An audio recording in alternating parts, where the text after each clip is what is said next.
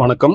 நான் உங்கள் குபேர ஜோதிடர். நம்ம இன்னைக்கு இந்த காணொளியில என்ன பார்க்க போறோம் அப்படின்னா, ஆகஸ்ட் 17ஆம் தேதி ஆவணி மாதம் கன்னி ராசி. கன்னி ராசியை பொறுத்த வரைக்கும் ராசியிலே செவ்வாய் இருக்கிறது, சனீஸ்வரர் பார்க்கறது, இது ரெண்டுமே கொஞ்சம் சிறப்பான அமைப்புன்னு சொல்ல முடியாது. கன்னி ராசியில செவ்வாய் இருக்கிறது, அஷ்டமாதிபதி ராசியில இருக்கிறதும், அதுக்கு சனி பார்வை இருக்கிறதும், எல்லா விஷயத்திலுமே கொஞ்சம் நிதானமா செயல்படுறது தான் நன்மையை கொடுக்கும் அப்படிங்கிறது தான்.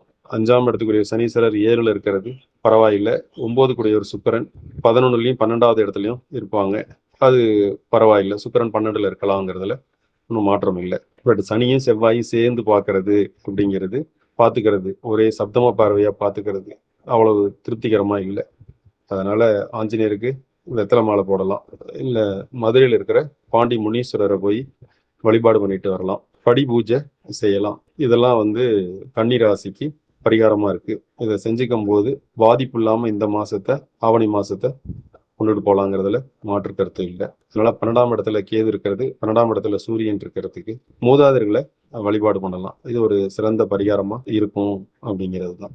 அதனால இந்த மாதம் உங்களுக்கு கடவுளோட அருளால நீங்க நல்லபடியா இருக்கணும். கடவுள் அனுகிரகம் உங்களுக்கு தேவைப்படுறதுனால வழிபாடு மூலியமா உங்களை முன்னேற்ற பாதைக்கு கொண்டுட்டு போகலாம் அப்படிங்கிறது தான்.